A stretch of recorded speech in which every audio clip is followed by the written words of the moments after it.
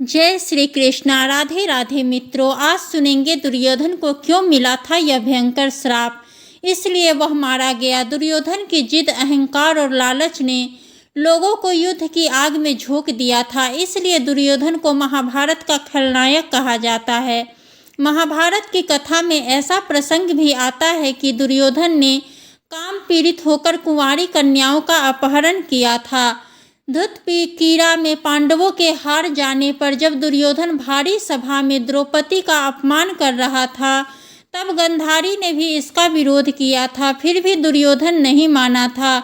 यह आचरण धर्म विरुद्ध ही तो था। जब दुर्योधन को लगा कि अब तो युद्ध होने वाला है, तो वह महाभारत युद्ध के अंतिम समय में अपनी माता के समक्ष नग्न खड़ा होने के लिए भी तैयार हो गया था। महाभारत में दुर्योधन के आचरण और अत्याचार के किस्से भरे पड़े हैं। पांडवों को बिना किसी अपराध के उसने ही तो जलाकर मारने की योजना को मंजूरी दी थी। ऐसा ही एक हिस्सा है दुर्योधन के अहंकार का।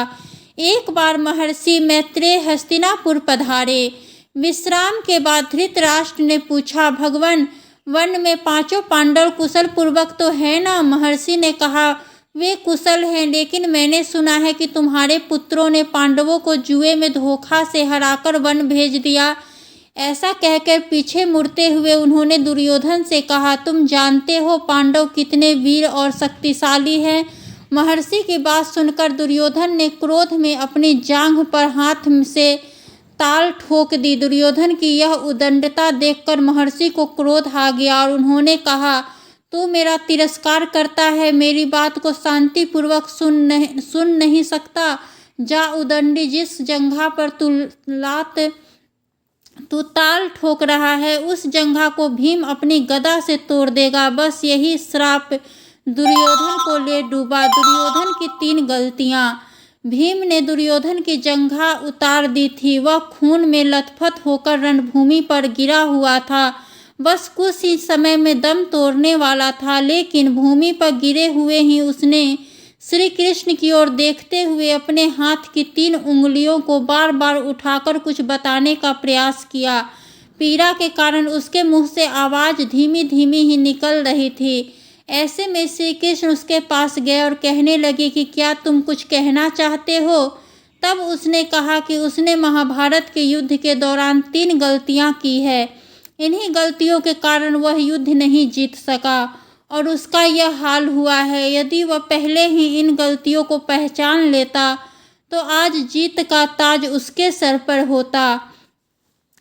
श्री कृष्ण ने सहजता से दुर्योधन से उसकी उन 3 गलतियों के बारे में पूछा, तो उसने बताया, पहली गलती यह थी कि उसने स्वयं नारायण के स्थान पर उसकी नारायणी सेना को चुना। यदि नारायण युद्ध में कौरवों के पक्ष में होते तो आज परिणाम कुछ और ही होता। दूसरी गलती उसने यह बताई कि अपनी माता के लाख कहने पर भी वह उनके सामने पेड़ के पत्तों से बना लंगोट पहनकर गया। यदि वह नग्न अवस्था में जाता तो आज उसे कोई भी योद्धा परास्त नहीं कर सकता था।